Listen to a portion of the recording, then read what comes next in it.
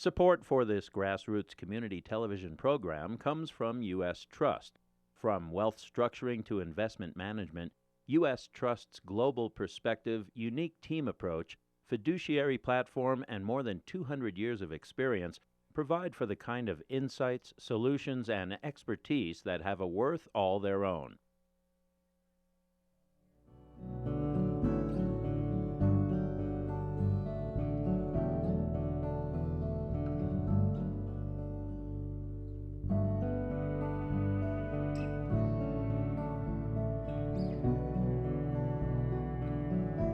Good evening, everybody.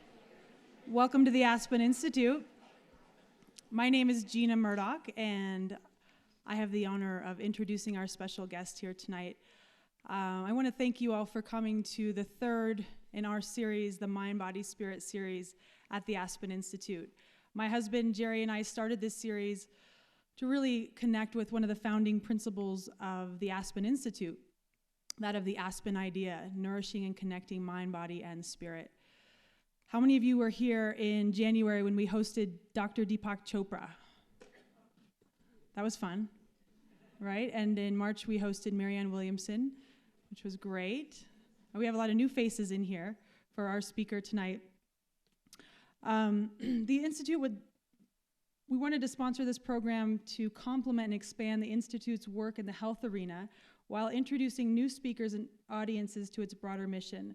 This series reflects one of the founding principles of the Aspen Institute, a commitment to nurturing the whole individual by bringing a range of experts, innovators, and leaders to Aspen to discuss their research and share the latest revelations about the link between mindfulness, physical activity, and emotional well-being. And certainly this talk fits the bill. We're thrilled to have Dr. Ellen Langer with us tonight. She's a social psychologist who teaches at Harvard. She's the author of 11 books. One of the books we have outside, and she'll be signing afterwards, so please stick around for that. Ellen Langer has been described as the mother of mindfulness. So I'm not sure what that means, but hopefully Dr. Langer will explain that wonderful title. She's written extensively on the illusion of control, mindful aging, stress, decision-making, and health. So these are things that affect all of us. Among other honors, she is a recipient of a Guggenheim Fellowship and 3 Distinguished Scientist Awards. Dr. Langer has been a guest speaker all over the world, including Japan, Malaysia, Germany, Australia, Mexico, Switzerland, Argentina, China, and now, everybody, Aspen, Colorado. Let's have some fun here tonight, everybody, for the Murdoch Mind, Body, Spirit series. Join me in welcoming Dr. Ellen Langer.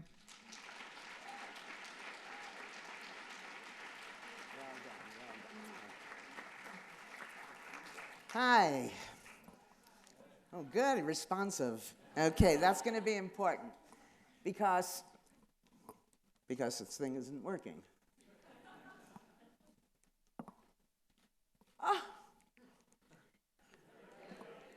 Oh, okay, up. All right. So you didn't see any of those. Hi! It's so nice to see you tonight. All right. So what I'm going to do today is to basically play with you, and it's important that you join me in this because I want to give you a deeper feeling of the material that I'm going to present after we finish playing. All right? And what will happen when we do this is I think you're going to become aware of how pervasive mindlessness is. In fact, I'm going to argue that virtually all of us, almost all the time, are not there. And you can argue with me. Feel free to do so. All right, and then I'm going to show you how to be there. And then we're going to explore what I call the psychology of possibility, because even if you're there, even if you think you know, that the culture has taught us to be far less than we can be. And I hope to be able to persuade you again of that. So let's play. What is this? Okay, now for those of you who didn't know, don't be intimidated. They only knew because somebody told them it's a cow. There's no way to figure this out. So you look at this, somebody, and here we have many somebodies, a lot of smartasses here, who say this is a cow. So for those of you who don't know, This is a cow. Now, what's interesting about this is just being told, for those of you who weren't previously told it's a cow, you will never not be able to see the cow. That's very scary, because my argument is that everything we were taught about who we are, how to be, what we can do, what to expect from virtually anything was taught to us in the same way. Somebody said it's a cow. And that traps us, so we can't see things any differently. Now, I'll meet you here maybe in 10 years, and I'll show you the slide again, and you tell me if you cannot see the cow. Here's one you don't know. Those of you who know, keep quiet. All right, add these numbers with me. 1,000, 1,040, 2,040, 2,070, 3,070, 3,090, 4,090.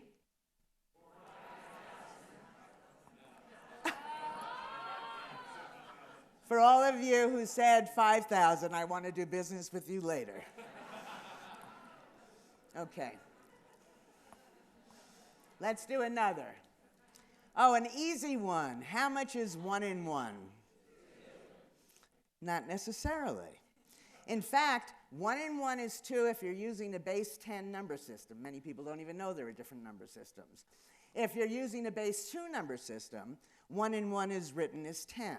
But easier to understand, if you take 1 wad of chewing gum and you add it to 1 wad of chewing gum, 1 plus 1 is 1. Now, I'm going to try to persuade you that virtually everything you know is wrong. And I need to persuade you of that because now I know that virtually everything I know is wrong. And I don't want to be alone in this ignorance. David Copperfield, it is very important that what you need to do, everybody choose a card. Choose a card. Now, he tells you, think about it. This is crucial for this to work. Yeah, choose a card, think about it. Also important, you have to look right into his eyes and think about that card. He doesn't know you, but he knows the card you selected. Look, your card is gone. For how many of you is your card gone?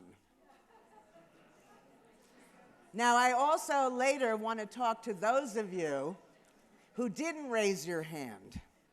The reason being that all of the cards are different. We don't see what's right in front of us. We don't see what's to the right, what's to the left. We don't hear what's being said. We don't taste what we're eating. We don't feel what we're touching. And all the while, we're oblivious to this. What do you do? And this is for those of you who are, let's say, over 50. Is there anybody here other than me who's over 50? Oh, you're sweet. Okay, then you answer this. You're driving on ice. The car starts to skid. What do? You gently pump the brake. That's what we were taught for safety's sake. Well, it turns out that now brakes are anti-lock brakes. For anti-lock brakes, what you need to do is firmly press on the brake. So what we did before for safety's sake is now unsafe for us. Okay? Mindlessness is not the same thing as stupidity. It's behavior that made sense at one time. We keep doing it. Things change. We're oblivious to the changes. And at some point, as with the brakes, we may be causing our own demise. Let me tell you another story. This person is seen making roast beef.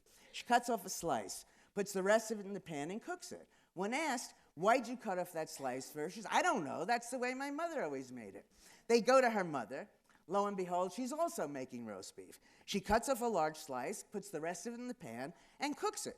Why'd you cut off that slice first? She said, I don't know. That's the way my mother always did it. They go to the original girl's grandmother. They say, look, we saw your daughter and your granddaughter making roast beef. They said they make it just the way you do. They cut off a slice and put the rest of it in the pan to cook. Why do you cut off that slice? Without skipping a beat, she said, because that's the only way it'll fit in the pan. Okay, mindlessness isn't stupidity. It's behavior that, although sometimes it looks that way. It's behavior that made sense, that we keep doing, especially we keep doing it because we know. Circumstances are slowly changing, and in that instance, we're racing a lot of roast beef.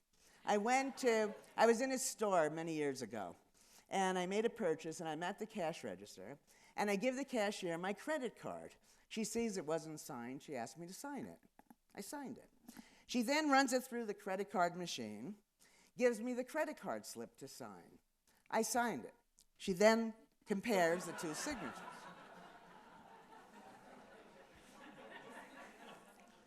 What was interesting to me about this was that she was completely oblivious to the fact that this didn't make a lot of sense. And then I realized that when you're mindless, you're mindless. You're not there to know you're not there. And that's why there are lots of people out there who say be in the moment, and that's great. But no one is ever aware that they're not in the moment. And we're going to talk about how to actually be in the moment. Okay, so more formally, let me define these concepts for you. Mindlessness is when you're on automatic pilot, basically. You're relying on distinctions and categories that you drew in the past. So the past is over-determining the present. You're trapped in a single perspective. And remember, all the while you're oblivious to this. You're insensitive to context and perspective. You have rules and routines that are guiding you, governing what you're doing, that may not make any sense any longer. And the same thing for those of you in business who think that you should have goals. You shouldn't have goals determine all that you're doing, because the goal is made at time one. Now, many years later, it might not be so smart to continue on the path you started on, and it doesn't occur to people to question that. When you're mindful, this is so simple it defies belief. All you need to do is actively notice new things. That's it. As you actively notice new things, it puts you in the present. It makes you sensitive to context and perspective. You can have rules and routines, but these are gently guiding what you're doing rather than over-determining what you're doing. And how does it feel? When you're mindful, you're engaged in what you're doing. You're literally and figuratively enlivened by this experience of simply noticing new things. Now, what happens is when you notice new things, that reveals to you that you didn't know that thing as well as you thought you did. So then your attention naturally goes to it. All right? People think, and we teach in schools, in businesses, people believe that they should have certainties. They should know something so well that they don't have to think about it anymore. And that's wrong. Since everything is always changing, since everything looks different from different perspectives, we have to be careful not to confuse the certainty, the stability of our mindsets with the underlying phenomenon. Things are changing. You want to hold them still, hold them still. But in fact, they're different. And if we can appreciate that, the inherent uncertainty in everything, everything stays interesting to us. So I was at this horse event. This was life-changing for me. Now, Gina gave me a lovely introduction. She only told you half of how wonderful I am. I was an A++ student. I memorized everything. I was the student you hated, even what was under the pictures when I was younger. Now, I'm at this horse event. This man asked me, can I watch his horse because he's going to get his horse a hot dog. What, are you kidding? Horses are herbivorous. They don't eat meat. I don't say this to him, but I say this to myself. He comes back with the hot dog, and the horse ate it. And it was at that moment that I realized virtually everything I knew, like 1 and 1 is 2, is wrong, at least some of the time. What happens is science, whether it's physics, psychology, biology, it doesn't matter. Science can only give us probabilities, but it's more fun to write about in textbooks and newspaper articles, absolute facts. And so what happens, these maybes get translated into absolutes. Not some horses under some occasions don't eat meat. Horses don't eat meat. Wouldn't you think that it would depend on how big the horse was, how hungry the horse was, how much meat was mixed with how much grain, and so on? And all of these hidden aspects of the research, if we were doing, do horses eat meat, get lost. This is going to become important when I start talking to you about the medical world.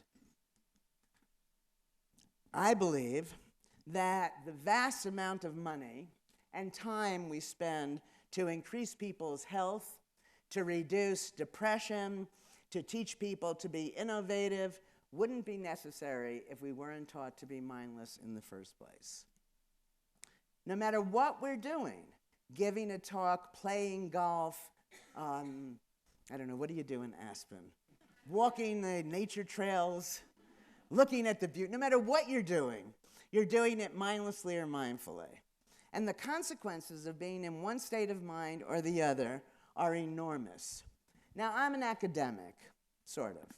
So I have to say, most of our suffering, just among us and the other 5-10 million people I've said this to, all of our suffering, that's a very big statement. I'm saying that all of our suffering, personal, interpersonal, societal, is a function directly or indirectly of this mindlessness. And I've been doing this for a very long time, since the early 70s. That's why I'm the mother of mindfulness. I started when I was 12. So for all these many years in these studies, we make people more mindful, and I'm going to give you examples of all of this, and then we vary the measures that we take. And here are some of the things that we found. This is only a partial list. And I'm not going to have time to talk to you about all of it, but basically everything increases and the bad things all decrease. In a very early study I did, we took elderly people in a nursing home, we gave them mindful choices, we went back 18 months later, and we found they lived longer. And that was the beginning of a lot of what we now take for granted in mind-body medicine. Okay, so thus far, I'm sure you all agree with me, that mindlessness is pervasive, that virtually all of us are mindless most of the time. We don't see what's right in front of us. We think we know, but we don't. And a cute way of understanding this mindlessness is that we're frequently in error, but rarely in doubt. Okay. So I want for each of you, if nothing else happens, the next time you say to somebody clearly, anytime you think you know for sure, recognize that from different perspectives, the answer will change. 1 and 1 is not always 2. Okay, so no matter what we're doing, whether it's at work, at home, if we do it mindfully, it's going to work to our advantage. So it's not just that our mindfulness increases our performance. For example, we become more competent, there's less burnout, or our health decreases pain, increases longevity. Our mindfulness is actually visible. The reason I show this slide is that when I first made it, it took so long that I have to average down the amount of time. But actually, the study was about dolphins. What we did was take trainers of dolphins, and we were going to have them be either mindful or mindless. One at a time, they're going to be in the water. The dolphin will be released, and what we want to see is how fast they swim to the trainer and how long they stay as a function of whether the trainer is mindful or mindless. When the trainer is mindless, we have them just think thoughts. We want you to be thinking about all the things you know to be true about dolphins, and just keep repeating them to yourself. When the trainer is mindful, they're told what we want you to do is think about how this dolphin is different from the other dolphins, and how this dolphin today is different from the way it was the last time you interacted with it. Okay, so one is familiar, the other is let's look at novelty. And I wouldn't be telling you this if it weren't the case that the dolphin swam faster and stayed longer when the trainer was mindful. It's not just dolphins, people know.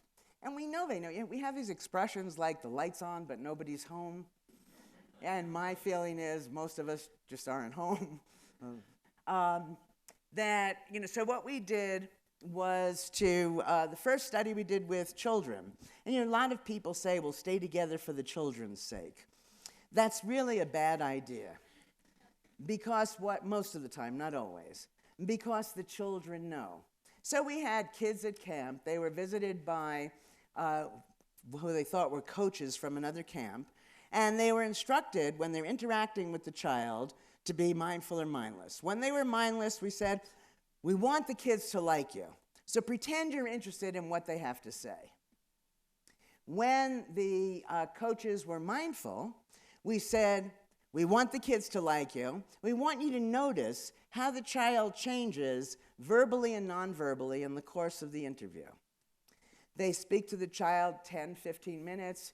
They leave. Somebody else comes and takes all sorts of measures from the child. That brief time with the person who's just not there results in a significant drop in the child's self-esteem. They don't like the camp anymore. They don't like themselves.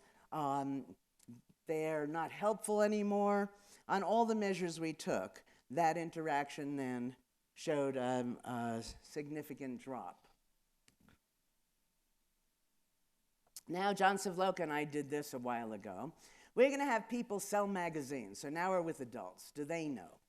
And we have half of the salesmen. They're told, learn the script so well that it just rolls off your tongue. So you know it backwards and forwards, and go and sell the magazine. The mindful people were told, here's the script, learn it, but now each time you give it, make it new in very subtle ways that only you would know. They go, they sell the magazine, somebody else comes, and they evaluate what they thought of the salesperson. The salesperson who made it new was evaluated as charismatic. For those of you in business, they also sold many more magazines. Okay, so we wear our mindfulness. People find us attractive when we're there. Very simple. Why do you gravitate to some people and not the others? It's very easy to be there. Not only is it in our person, it's in the products that we create. I started painting a while ago when I was 50 years old. So I paint this painting. I don't know what I'm doing, but I love it. There's nothing about it that's accurate. But to me, my consciousness is left on the canvas. So we don't know if this is true or not, but that's where I'm headed in this next part here. That is it the case that when I'm there and I'm doing whatever I'm doing, that somehow it leaves its imprint on what I'm creating? So I'm going to not show you all of them. They're very large. I'm tempted. We could just stop this and I could say, here's an art show, because Aspen is artsy. And they're deeply psychological. So he's playing solitaire. There are two friends that he could be playing with. He's ignoring them. Now we have a Jack Russell driving the Greyhound bus full of greyhounds. Okay, so let's get back to maybe just one more. So you know the Shar-Pei, the wrinkle dog? This is before and after surgery. So clearly I'm having fun with this. Now the question is it on the canvas or is it just in the eye of the beholder? So you'll see he's skinny there but muscular in the mirror. And the answer for me is both. So we do lots of studies. I'm just going to show you a very simple one. We have people draw, copy it again. We have another group, draw, copy it, but this time make it new in very subtle ways. We mix them all up. We have people who have no idea what we're doing, tell us which ones they prefer. Overwhelmingly, they prefer the mindfully created drawings. All right. Most of us mindlessly follow rules, stick with our routines because we're afraid of making a mistake. And that if we make a mistake, we're going to look stupid. Okay? Now, it's interesting because a mistake is actually a blessing. A mistake is what will put us in the present, but still we're afraid to do it. If we're in the present, we can take advantage of all sorts of opportunities. We also, when we're mindful, can avert the danger not yet arisen, but still we're afraid to engage. probably most important in this context is that a mistake is only a view. A mistake in one context is easily a success in another. So do you know, this person created this defogger to save the plants, can you hear me? To save the plants in Florida. Sprays all the plants, and instead of what it was supposed to do, it produced this icy, snowy substance that killed the plants. Failure. Somebody else took that very same machine, you don't have this problem in Aspen, but in the East Coast, to spray the slopes of New England when Mother Nature failed to give snow. Was it a success or a failure? It was a failed defogger. It was a successful snowmaking machine. You might know about the company that produced this glue, put all of their resources into producing the glue. Turned out the glue failed to adhere. You could imagine how stressed that CEO was. A glue that fails to adhere. But then they came up with a Post-it note. The very success of which depends on its failure to adhere. Was it a failure or was it a success? So we recently did some research on innovation where we took, we didn't use the glue that failed to adhere. We used lots of products that we found that were failures. And we said to one group, what would you do with this failed whatever? So let's say failed glue. And most people say, well, we'll go on to the next thing. Right? For another group, we say, what could you do with the failed glue? Now a few more people are innovative. Now for the third group, we say, what would you do with a product that adheres for a short amount of time? And now the overwhelming majority of people are able to be innovative when they bring it down to the level of property. When you say, what are you going to do with a failure? It's very hard to get past that. Okay. Okay, so here, this is fun painting of mine. I say to somebody dear to me, before this dog is in the painting, I say, I want to put the dog in. Which cabinet should I remove? She says, well, take out this cabinet over here because you'd never have a cabinet over a stove. I say, when would you have a dog doing dishes? Okay. But there's something meaningful in that because what happens when something hasn't existed, many people think it can't exist. The moment it does exist, we assimilate it so quickly we act as if it was always there, which hurts our being innovative ourselves. More about this in a little while. Okay, so I take out the cabinet, I put the dog there. Now I'm painting. I think that I'm reaching into this color, but instead I reach and I get on the brush, I get magenta. I start painting, all of a sudden I know it. Oh my God! And I get a paper towel, one of my favorite painting implements, and I start rubbing it. Okay, now, there are several things going on here that I find really interesting. And for me, and this is discussed in the On Becoming an Artist book, you know, I paint, I have some experience then, I go ahead and do the studies to see if it's true for just me or more generally true. What was happening here?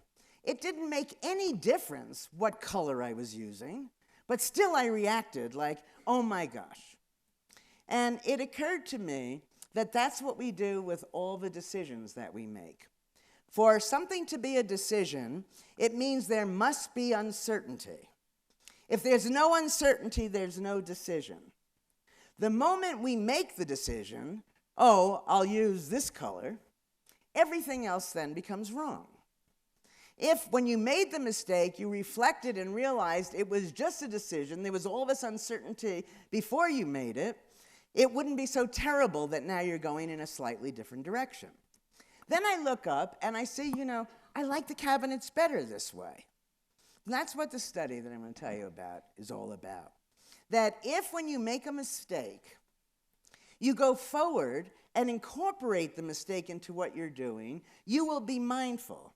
If you're doing it mindfully, you will probably end up with a better product. All right? So we have three groups, basically. We have one group that we say, if you make a mistake, forgive yourself. That's the pablum we give each other. It's human to err.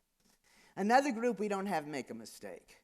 The important group, we have them, if they make a mistake, to incorporate it and go forward. Now, when everybody first comes in, we ask them some questions that'll be clear in a moment. We say, what did you have for breakfast?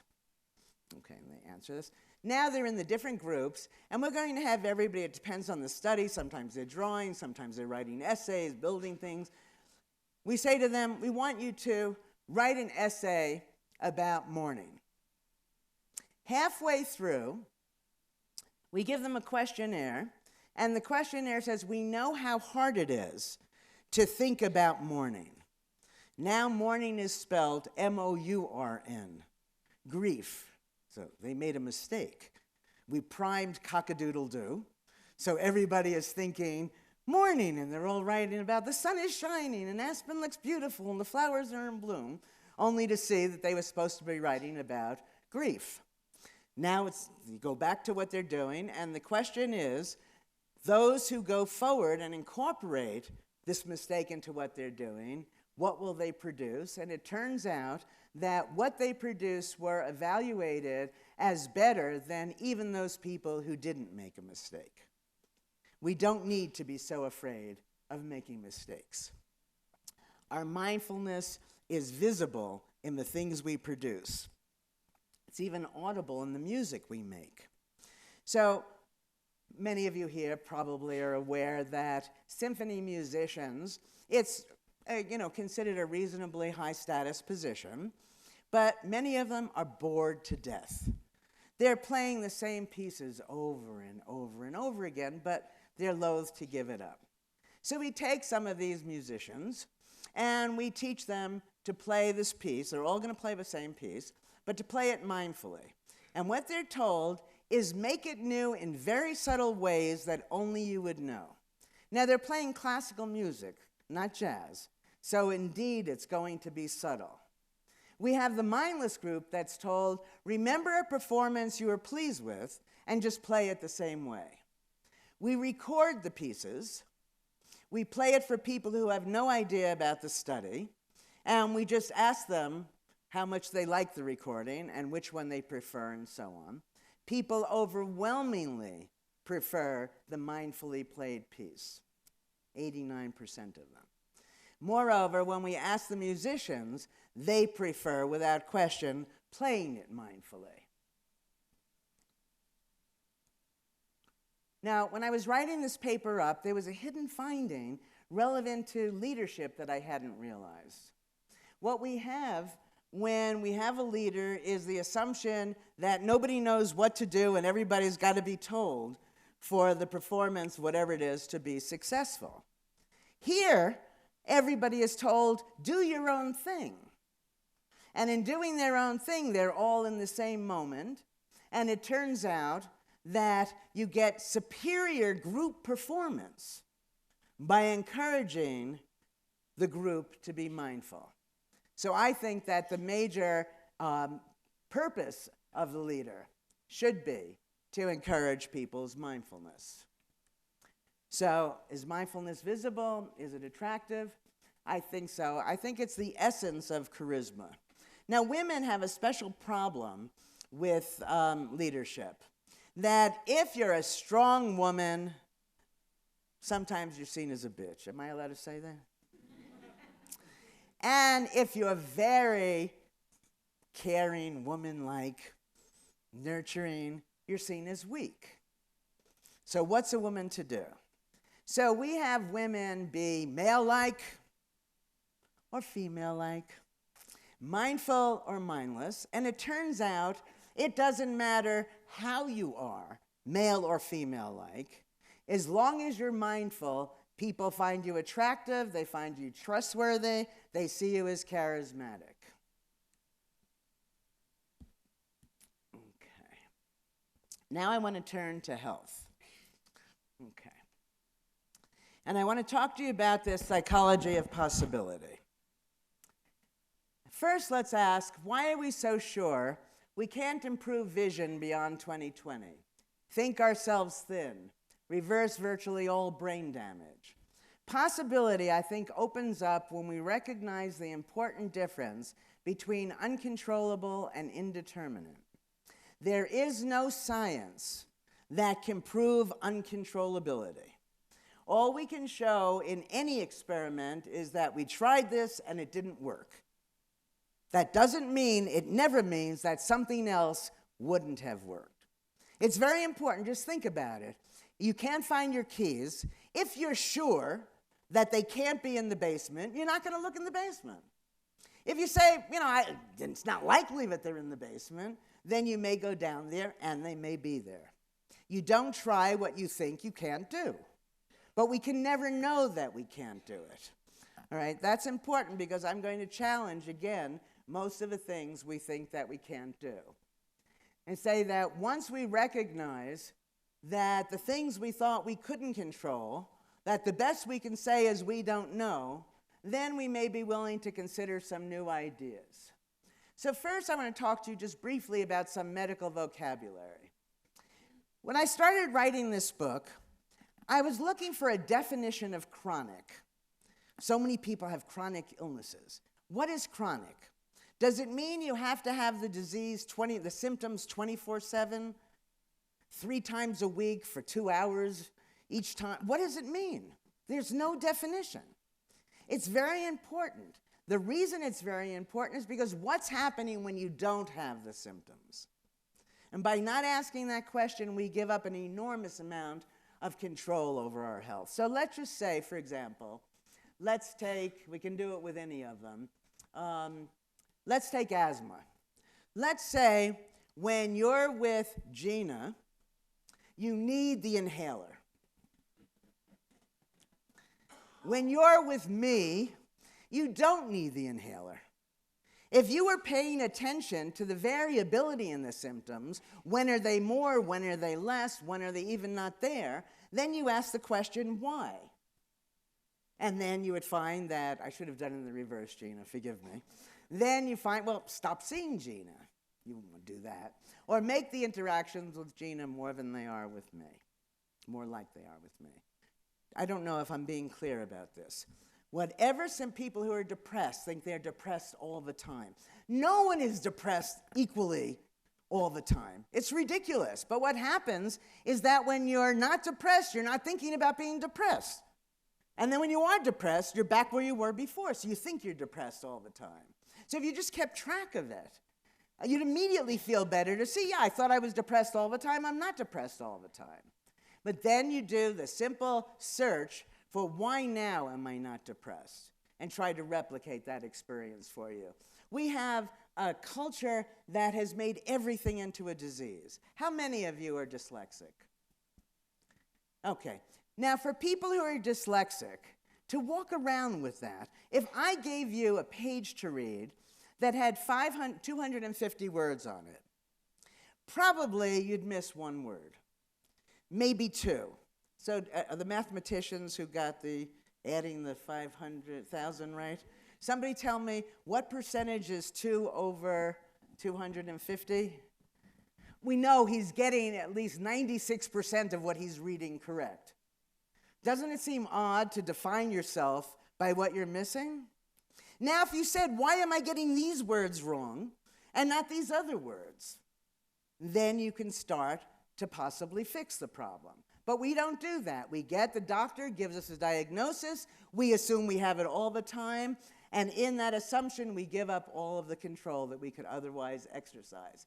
So we have people who are arthritis, we teach them this attention to variability, dyslexia, asthma, many diseases, some MS that we're just starting now, and we find great improvement.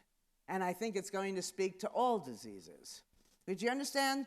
You don't have the symptoms all the time. When do you have them? When don't you have them? Why? Well, when you're searching for those answers, you're being mindful, which is good for your health, even if you don't come up with the answers.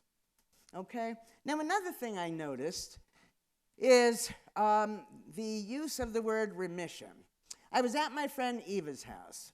She had just come back from Mass General, Porton Hospital in Boston. She had a very bad case of cancer. I said, Eva, what did they tell you? She said, they said her cancer was in remission. And at that moment, I thought, interesting. If I took the exact same tests, presumably they'd tell me I don't have cancer. Why is it that I don't have it, but she has it in remission? It's very different. When you have a cold, and the cold goes away, do you say to yourself, your cold is in remission? Now you could, because when you get another cold, that's going to be like the last cold in some ways. That's why you call them both colds. But each cold is also different. It's the same thing with cancer, that each cancer is similar, so you could see them as the same and then think the cancer was in remission. Or you can note that there are ways they're different. Excuse me, in which case, seeing yourself as cured is much more appealing. When you see yourself as in remission, you're waiting for the cancer to come back. Stress has been grossly underestimated, I believe, in its effect on us, on our diseases. In fact, I think it's probably more important than anything else in the whole disease process. We don't have time for that now. I can make all sorts of statements that I don't have to back up because we don't have time. Okay, so what we do is we take women who are had a bout with breast cancer, and we see, do they see their breast cancer as in remission or cured? We go back a year and a half later. We give them all sorts of psychological and physical tests, and those who saw their cancer as cured fared much better across all of the measures. Basically because they weren't spending their time worrying about their cancer. Okay, now remember when I told you about those hidden decisions about the horse? You know, how much meat mixed with how much grain, how heavy is the horse? We need to know these things in order to be able to assess whether the horse is going to eat the hot dog or not. It's the same thing in all of our medical studies, that there are hidden decisions. How much do we have to add of this or that in order to get the effects that we get? And those decisions that are hidden for us make it easier for us to declare with these medical studies that the outcome is absolute. That becomes, that if you eat sugar and you're a diabetic, X, Y, and Z is going to happen. Well, it turns out if you don't eat any sugar, you're probably going to end up with neuropathy. But that aside. All right. What I'm trying to tell you is that what we do is we're taught to maintain this illusion of stability. We want to know. And when we want to know and when we think we know, we don't pay any attention anymore, because you don't pay attention because you know. And that's our biggest problem. This noticing new things reveals to us that we don't know. For virtually all chronic illnesses, there are moments of little or no symptoms. When there are no symptoms, does the person still have the disease? What causes the symptoms to go into spontaneous remission? How do placebos work? Just think about placebos. 27% of the people with virtually any disease will be cured with placebos. You have to have some doctor give you a pill that's inert. The pill is not doing a damn thing. That's why it's a placebo. For you to get better. Who's making you better? We're making ourselves better. And what I'm trying to do is to make that control more direct. Biological theories can't explain placebos, they can't explain spontaneous remissions, but I have an explanation that I think can explain it. Before I have to appeal to dead white men, before I tell you what this theory is. Schopenhauer has said, all research passes through 3 phases. First, it's ridiculed. Second, it's violently opposed. Third, it's accepted as if it's self-evident. We knew it all along. Einstein said, if an idea isn't absurd at first, then there's no hope for it. Okay, so here's my idea. And here are some studies that we have conducted to test it. Mind and body. Now, I'm sure you've all heard of the mind-body problem. For those of you who don't know how to articulate it, the mind-body problem is, how do you get from this fuzzy thing called a thought to So your microphone, to something material, to the body. And that has held up research for a very long time. I want to argue that, at least for heuristic purposes, let's just do this and assume it's true, that mind and body are just words. They're just concepts. And if you put the mind and body back together, then wherever the mind is, so too is the body. It's just that we don't need mediators. If Ellen is over here, Ellen is over here. My mind, my body, my elbows, all of me is over here. Okay? So we did a series of studies where what we were going to do is put the mind in a healthy place and take our measurements from the body. So the first one has become called the counterclockwise study. And I did this study many years ago. What we did was we took, this time, men who were in their 80s, and that was when 80 was 80, not the new 60. These men were old. Right. They were old. I mean, I remember sitting in my office, they would come to show up for the study with their adult daughters usually, and I'm saying to myself, what am I getting myself into? Because I'm going to take them away for a week, and I don't know if they're going to live through the day. Honestly, that's what it was like. And what I was going to do was have two groups of these men.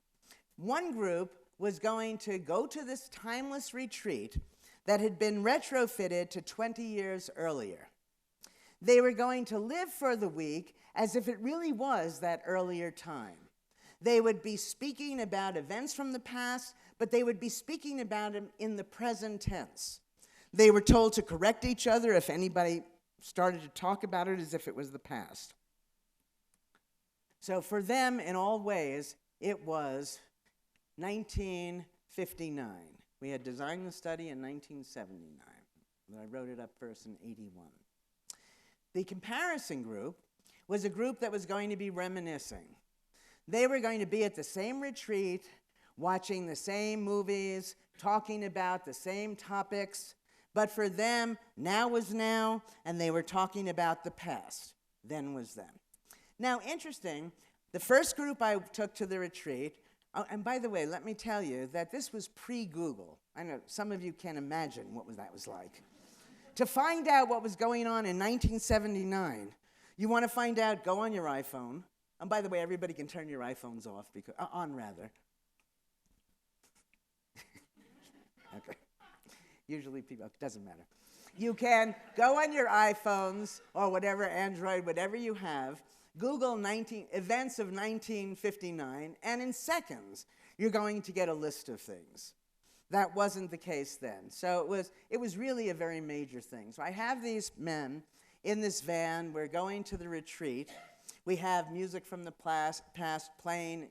We get close to the retreat, and all of a sudden, this was a sexist time, all of a sudden I realized that my postdocs, male, and male doctoral students were not with me. I was alone with these 8 men. That was fine, but that meant I was with 8 big suitcases. That wasn't fine. Unplanned, as soon as we get to the retreat, I make an announcement. I say to them, you're in charge of your own suitcases. I don't care if you move it an inch at a time, or if you unpack it here and take out a shirt at a time. This was so grossly different from the way they were overloved and cared for that the effects I'm going to talk about even occurred for them. All right, so what we did also was to take photographs of everybody, and we had lots of measures at the start of this. And so for those of you who want to know what it was like in 1959, so this was the present for these people. The reminiscing group, the comparison group, also, because they were pushed in a way they're not usually pushed, showed improvements in hearing. Tell me when the last time you heard that somebody's hearing improved, young or old. Their memory improved, their strength improved. But over and above that, For the experimental group, their vision improved, their arthritis diminished, their posture improved, and they were seen, rated by people, again, who knew nothing about the study, as looking noticeably younger. Now, they didn't look 20 years younger, but they did look younger.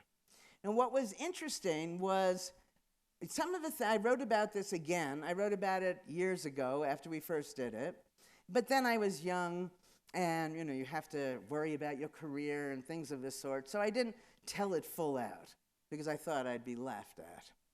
So in the counterclockwise book, I revealed that these men were playing football at the end of this, touch football, but still, these are men who, a few of them dropped their canes.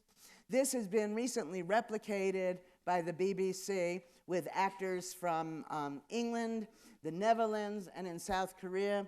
One of the actresses, and they happened to have been actresses, but when they were at the retreat, they were just being people. This woman, Liz Smith, who spent the 2 years before she was at the retreat in a wheelchair, by the end of this was able to balance herself on one leg. The effects were real. It wasn't magic.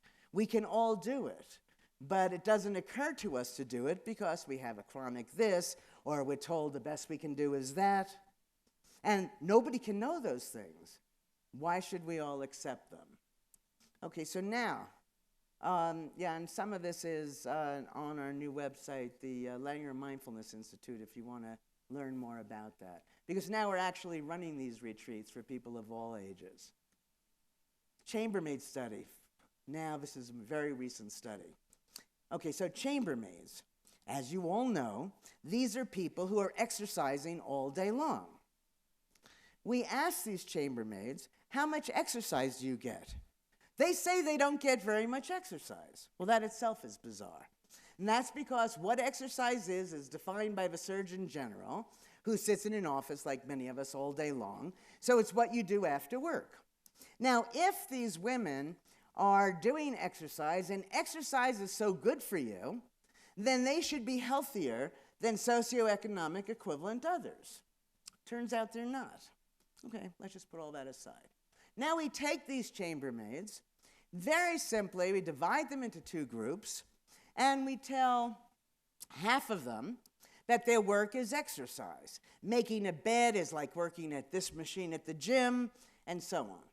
So the only difference between the groups is that one group is now taught that their work is exercise. Just so you understand what I'm saying. This woman here, if this is what she does the entire time she's at the gym, but she doesn't realize it, she will benefit from having spent the day at the gym. Our minds are that powerful. Okay. That was just to make sure you're paying attention. Okay, so what do we find?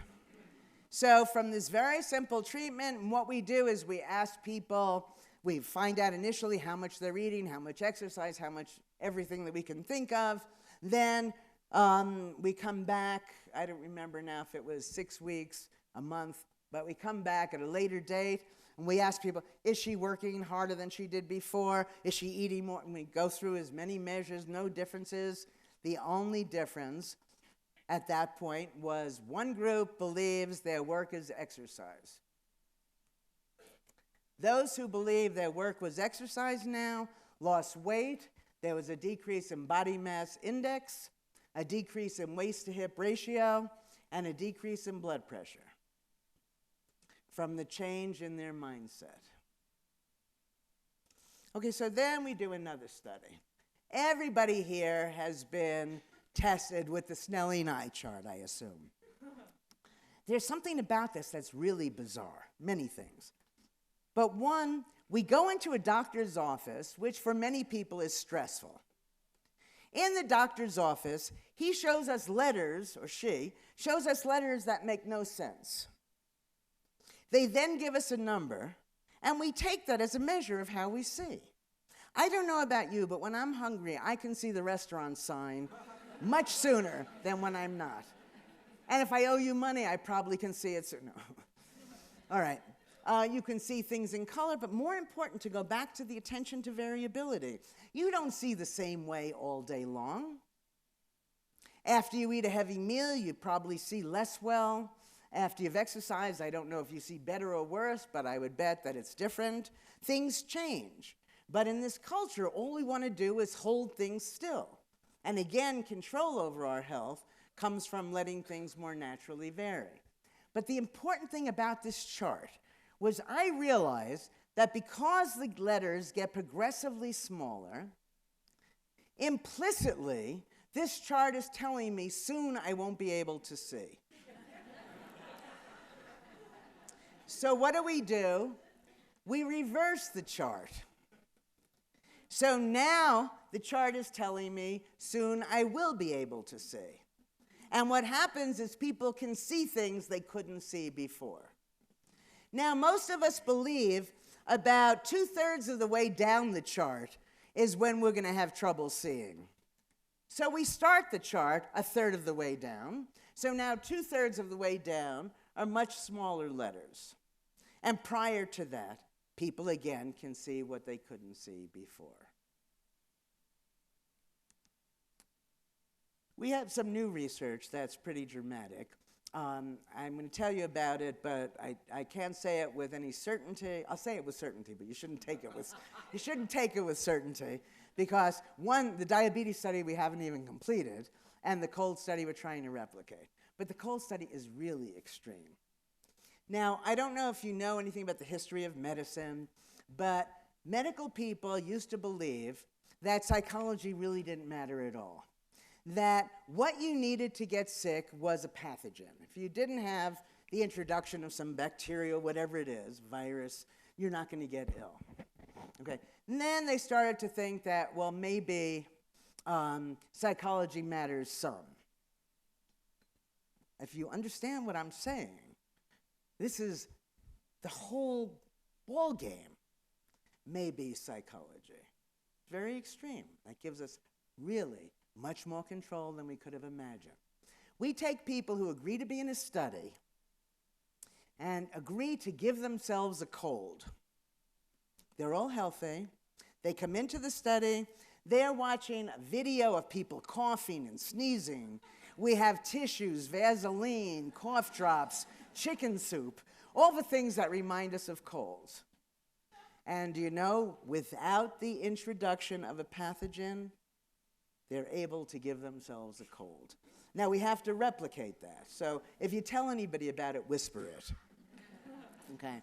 But diabetes is another one of these mind-body studies where we have people who are diabetics who are doing some tasks where for 1/3 of them, the clock is running twice as fast as it's actually running. For 1/3 of them, the clock is running half as fast as it typically runs. So let's, for example, to make this clear, if you usually get hungry at 12 o'clock and the clock says 12 but it's really 11, you're going to be hungry. I'm hungry all day long, so I don't know if that works, but all right. So, and we have a third group for whom the time is as it is. And the question is, does one's blood sugar level follow real or perceived time? And you should know, obviously, at this point, obviously, that the belief is that it will follow perceived time, which means that the diabetic may have far more control than they realize. We just finished a sleep study. People wake up, they think they slept more than they slept, they think they slept less than they slept, they think they slept as much as they slept. Then they're given biological and psychological tests, and it seems again that perceptions trump, quote, reality. Okay, so let me conclude this part here and say that the magic lies in being aware of the ways we mindlessly react to social and cultural cues. We need to challenge the idea that the limits we assume are real must exist for us at all. With only subtle shifts in our thinking, our language, and in our expectations, we can begin to change the ingrained behaviors that sap creativity, health, optimism, and vitality from our lives. Improved vision, younger appearance, weight loss, increased longevity, competence, and increased creativity are just 6 of the many experimental results that are a consequence of these subtle changes. So let me conclude by saying if we increase our mindfulness, we're going to increase our effectiveness, our health, and our overall well-being. Basically, if we treat ourselves as we are, we're going to remain that way. If we treat ourselves as we can be, then I think that's what we can become. Thank you.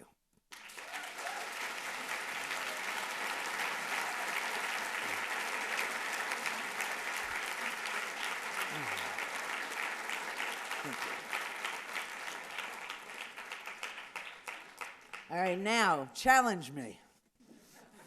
Does anybody want to ask me a question? Yes. I read a book on health, and it's called Science and Health. Do you know what that is? I haven't read that book, no.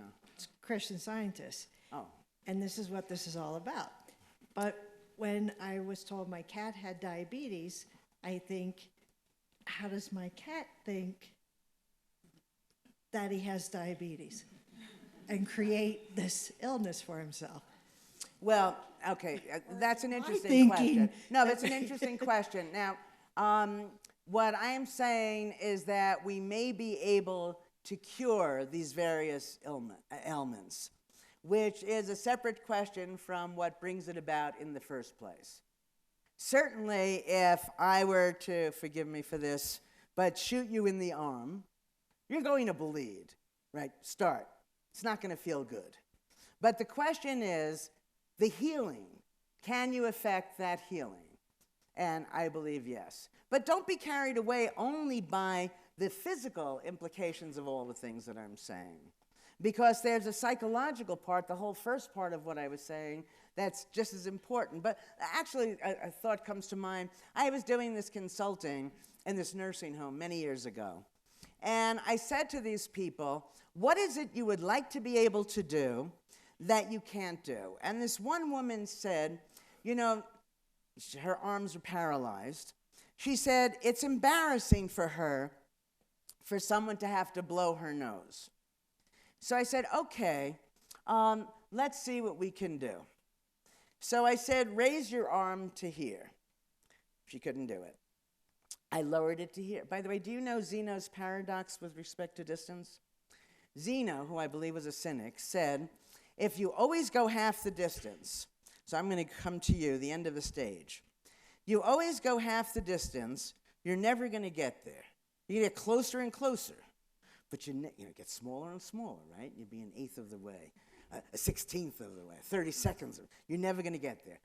The Langer's reverse of Zeno's paradox is there's always a distance from where you are to where you want to get to that you can do it. You're having trouble dieting, eat one cookie less. You can't eat one cookie less, eat a half a cookie less. You can't eat eat a quarter of a cookie less. You can't eat a quarter of a cookie less. There's always a crumb. There's always something you can do that's in the direction of what you want to achieve. At any rate, so we do this. Can you move it to here? No. I keep lowering it by half. And at some point, there's a tiny bit of movement, and then we start again. And at the end of this, she was able to blow her nose. Now it sounds, oh my God. And people can easily say, well, she was misdiagnosed. And I address that in the book. And I say, well, how many of us are misdiagnosed? So even if it's only for those of us who are misdiagnosed. And what does it take to make a diagnosis? What you have to remember, is that everything you read, everything you know, was a construction by people. When you get a biopsy and they send the tissue down to the cytologist, the tissues don't have written on them, the cells don't have cancer, not cancer. Cancer, cancer, not cancer. Somebody has to decide which of these are cancer cells. So if you have somebody who decides, this isn't quite a cancer cell, you might not have cancer. Somebody else reading that, you may have cancer. It's a very important difference. Let's take an IQ test. I don't know what the numbers are now, but in the past, if you got a 69, what do we call people? Challenge. What do you call them? No, you don't call them morons. Okay, so somebody gets a 69, and they used to be called mentally retarded. I don't think they were ever called morons. Now, so let's say this half of the room gets a 69 on the IQ test. This half of the room gets a 70. You don't need to know anything about statistics. No one is going to argue that there's a meaningful difference between 69 and 70. However, once they're labeled, they become entirely different populations. And that's what happens with those who are labeled cancer, not cancer, dyslexia, no dyslexia, and so on. And we take these labels as more meaningful than they probably are. When I say the world is a social construction, when you're frustrated, you go into a room and, excuse me, the chair doesn't fit. You don't feel comfortable in it. Most people don't change the chair. But if you recognize that the chair was built by Sam, whoever Sam is, and you'd say, well, Sam had someone else in mind. And then it would occur to you. Let me give you an example. Let's say, so there's this woman, she's 90 or 87 years old. She lives alone. She goes shopping, comes home, puts her groceries down, reaches for her key, opens the door, goes in her house. One day she goes shopping, puts the groceries down. She can't bend down to pick it up. What happens? Then she's rushed, she's sent to a nursing home or some kind of assisted living because she can't live alone anymore. That's only a function of the way we've been taught to think about these things. You live with me, I'm going to get you a little piece of wood. It can be a fancy piece of wood, it can be a piece of plywood. And I put it right outside your door, on the side of your door. And you come home with your groceries, and you put that bag on the shelf, you reach into your pocket, you open the door, and now you can live alone for several more years or however long. All because of a little shelf. All because we didn't expect everything to go downhill. When you're 20 years old and your wrist hurts, you don't expect your wrist to hurt, so you do anti-wrist hurting things, whatever that is. When you're 70 years old and your wrist starts to hurt, many people think, well, what do you expect? You start to fall apart. And then it becomes a self-fulfilling prophecy. But it doesn't have to. It doesn't have to. Yes. You see, it doesn't even matter if you ask me a question. I just go on. I forgot that we were in question answering mode. Will you go next? Yeah. How do you remind yourself to be in a state of... Yes, okay, so... And also, what is a state of mindfulness? I mean... Yeah, okay, I got it. Yeah, all right. No, it's a very important question. I say when people say, be in the present, it's pablum. Because when you're not there, you don't know you're not there. So, stop and smell the roses. Well, you've walked past 5 dozen roses and it didn't occur to you. So how can it occur to you? The simplest thing is to adopt an understanding of the inherent uncertainty in everything. Because it's only because you think you know. You're married for 15 years, no surprises. You're doing the same job for 20 years, no surprises. And people are bored. I don't have children, but I've never heard any of my friends who have children, when the kids were 20 years old, say, oh, you're 20 years old. You bore the life out of me.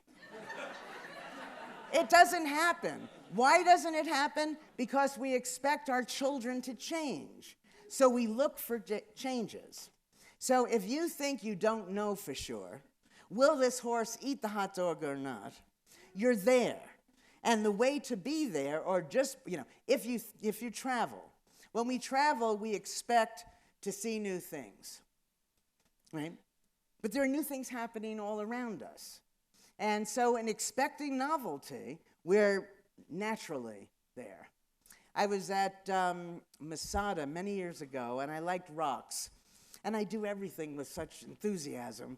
And I picked up a rock. Everybody started picking up rocks. And I hear this woman behind me talking to her family. And she says to them, do you know how old this rock is? As if we have young rocks at home.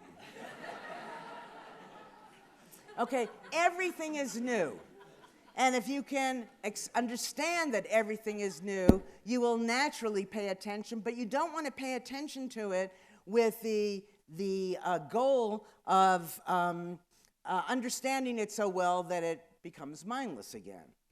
Everything is always changing. Everything looks different from different perspectives. Now, not knowing.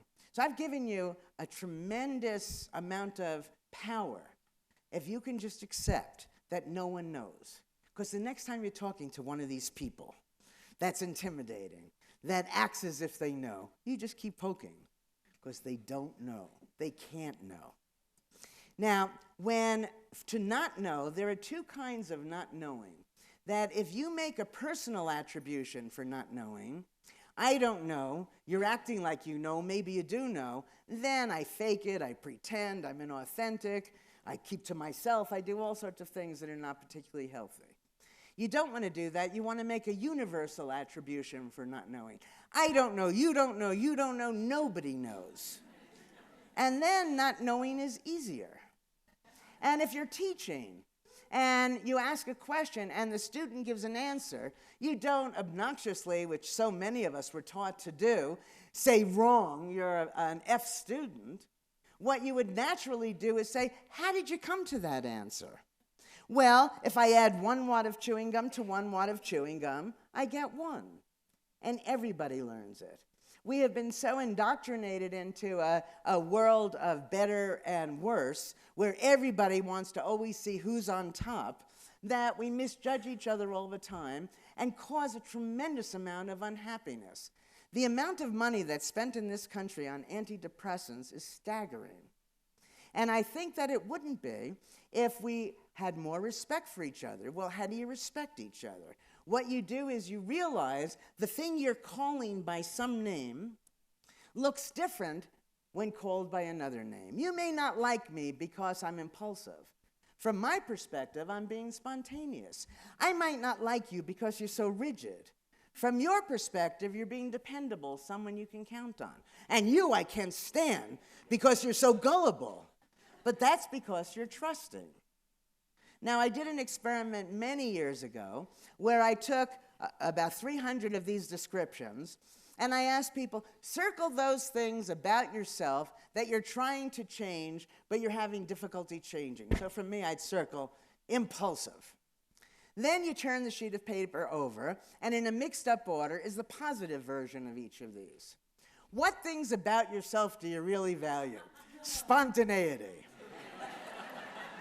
That's why it's so hard changing people, because they're not doing what we're accusing them of doing from their perspective. Now, if I said to you, do you want me to be, you want me to be less impulsive, I say, now you have to see, do you want me to be less spontaneous? Chances are you won't, all right? And marriages change, relationships change. Okay, yes? What percentage is beginning to change with everything that you're talking about? Hippocrates, a lady went, as you know, Mass General, cancer, you're finished. Then she went down to Sloan Kettering. She ended up at Hippocrates, and she's eating wheatgrass, no opportunity. What percentage of the medical profession in the last 20 years or 30 years has changed? Yeah, I don't know. I know that early on when I gave a talk on the counterclockwise work, when there's a way of reading it so it seems very anti-medical, and even though I begin the book by saying, look, if I were sick, I'd go to see a doctor also. But that's where it ends, what you would do and what I would do, speaking to most people. So I'm giving this lecture to a lot of people, and I'm not aware that a good third of the audience are physicians. When I become aware of it, it's too late. And I never say things I don't believe, but I might be a little less forceful about some of it. Anyway, it turned out that they were more receptive than other audiences because they know they don't know. And it's a burden to act like you know. And so things are changing. I think that the change to my belief isn't coming fast enough. But I think that it wasn't that long ago that the belief was that you needed a pathogen to become ill. Medical world is aware of placebos. Placebos were always a bad name, a bad thing, because the medical, drug company is giving money to test the efficacy of a drug. If the drug can't outperform the placebo, then you can't bring the drug to market. Rather than saying, my God, look at how powerful this sugar pill is. And people are starting to become aware of that. Percentages, I don't know.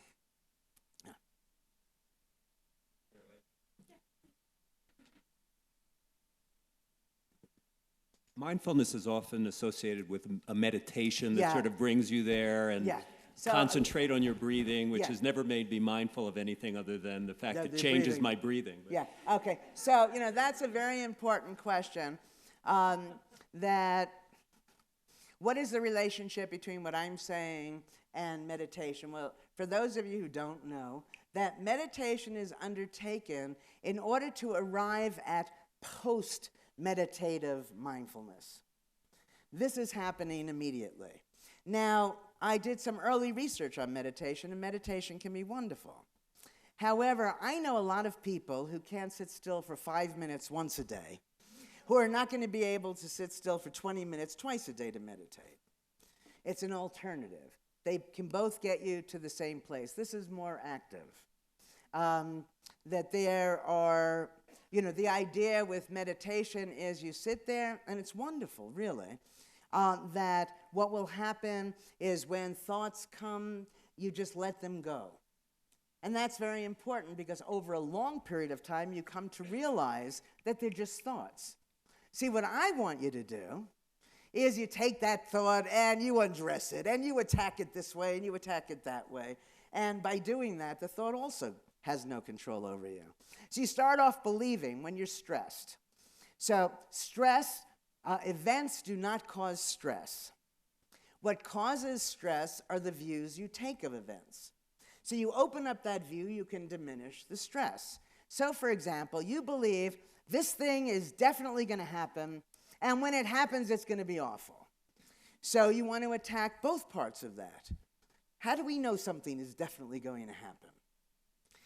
Give me 5 reasons why it might not happen. And it's not that hard to come up with the reasons once you ask the question. So now you go from it's definitely going to happen to maybe it will, maybe it won't. So it's immediately less stressful. Now if it happens, like the glue that failed to adhere, how is it actually a good thing? You have a lot of people stressed about losing their jobs, and the people in this audience aren't going to go hungry if they should lose their job for a short time. You shouldn't be working at a job where you don't feel valued. Life is short. You shouldn't be in a relationship where you're worried you're going to lose the relationship. You shouldn't even go to the movies and hate the movie. That's 2 hours of your life. You either make it work or you leave. I'm very serious about that, to realize that you can do that. So that then you become less stressed. We go from, oh my God, it's going to happen and it's going to be awful, to maybe it'll happen, maybe it won't, but if it happens, these good things will follow from it. Try it. It's actually reasonably effective. I say to my decision-making seminar students, I say, okay, I've been teaching a version of this course for like 40 years.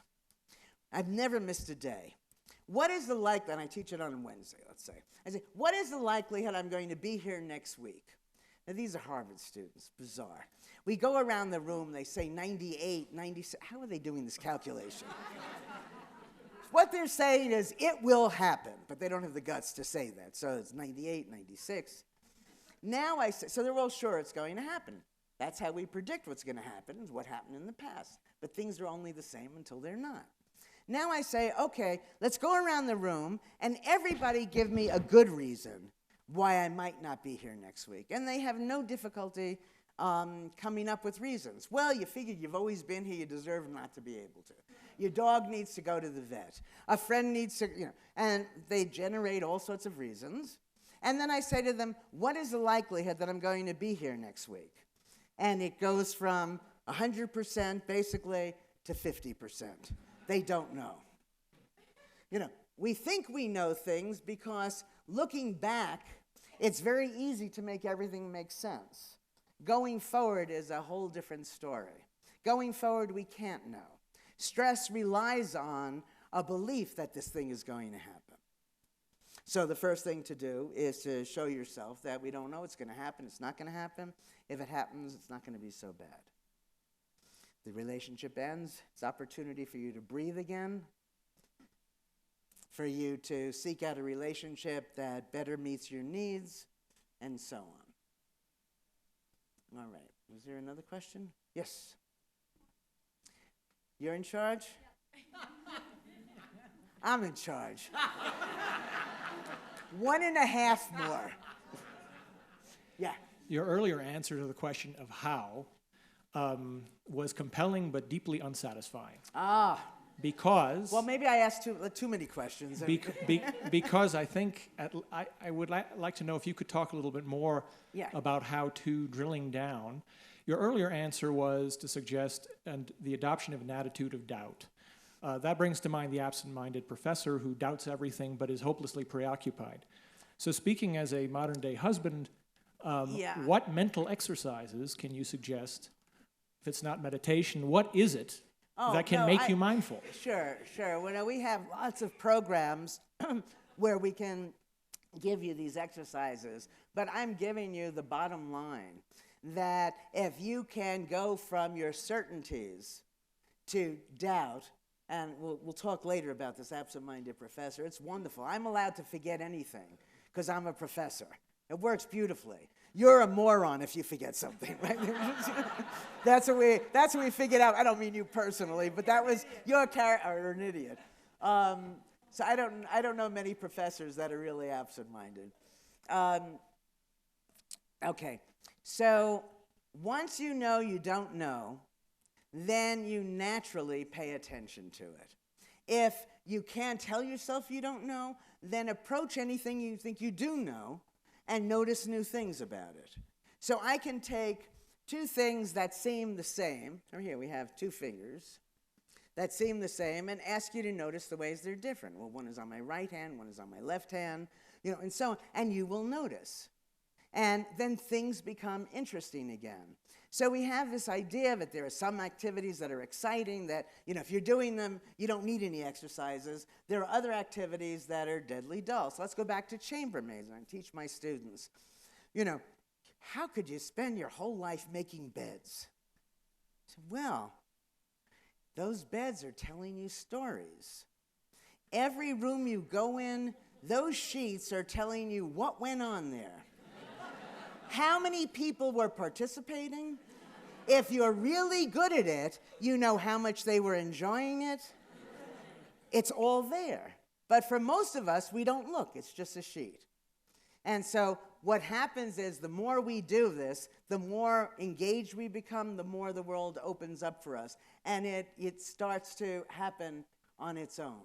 But even if you don't do any of those things, that all you do is that next time something upsets you, then you start asking these questions. Why does it upset me? What's good about it? How do I know that, that this is going to continue? You start to look at it differently, and it will change. Just remember that events are neither good nor bad. Events are nothing. We see them that way. And right now, if it's something good, we feel we have to have it. And if it's something bad, we feel we have to run away from it. So we become very reactive to the world that other people have taught us. When you're more mindful and recognize in and of itself it's neither good nor bad, you can be responsive to it. You don't have to run from it in quite the same way. A half a question. Somebody asked me so I can assert my authority. Yes. So we live in this era where technology can track everything. We have databases. I can track where I'm going with everything. But that seems like very mindless mindfulness. How can we use technology to remind us to be mindful? Yeah. It's very funny because a lot of this work on mindfulness I had begun when I was studying the importance of perceived control. And then I got a call from this place in Oregon where they had these facilities that were totally wired. Every move the person made became a data point. Everything. And I thought, well, why are you calling me? Because that sounds like Big Brother when I'm as far as can be on the other end of that continuum. So we don't know how to use all of that information. Some of it is useful, that you have, if you make it like a game, which we're doing in lots of the consulting we do. This is not going to answer your question, but it's a little more interesting. Right. My answer, your question was great. Okay, that lots of people talk about work-life balance. And work-life balance is a lot better than work-life imbalance. But that's not what you want to do. It should be work-life integration. And we teach this in our workshops. What does it mean, work-life integration? It means when you're working, you're still a person. You're still having relationships. You don't put that aside and behave differently while you're working. And everything can be a game. We had people evaluating cartoons as if it was a job versus it was a game. They're doing the exact same thing. Those who did it as a game wanted more and loved it. Those who did it as Tom Sawyer painting the fence. Except the joke was on Tom Sawyer because his friends were enjoying painting the fence. So you should be approaching your work, everything, as if it's a game. It comes back to the question. So you have like the Nike Fuel bands. And it's great fun. What do you mean I only did 4,000 steps today? And then you walk more. But if you do, oh my God, I'm going to die because I didn't do enough steps today, then it's bad. Technology is neither, like anything else, is neither good nor bad. It depends on how we use it. Technology is incredible. But, we have so many mindless ideas. What I'm often asked by the media, there's so much information, because now you get information from so many different places, and that people are overwhelmed with it. And I say, there's no more information now than there ever was. There isn't. But what happens is that now people think that they have to take in that information. There's no data that if you take in more information, you're actually going to do better. So that itself, I think, is kind of interesting. That it's not in the information, it's not in the technology, it's in the way we approach whatever it is we approach. And that if we approach it to get it done, we're giving up again much of our lives. Life consists only of moments. That's all it is. And so when you're depressed, the next time you're depressed, just make it through the moment. And then one moment leads to the next moment, and then you're okay. But what happens is that we're so hell-bent on these successes that we end up with a lot of money at the end of this and a lot of antidepressants. And I think that there's another way that is really very easy, that simply amounts to recognizing you don't know. It's okay not to know, because nobody knows. And on that note, I'm going to say goodnight.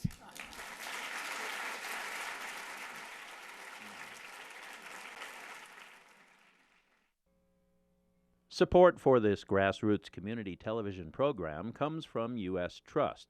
From wealth structuring to investment management, U.S. Trust's global perspective, unique team approach, fiduciary platform, and more than 200 years of experience provide for the kind of insights, solutions, and expertise that have a worth all their own.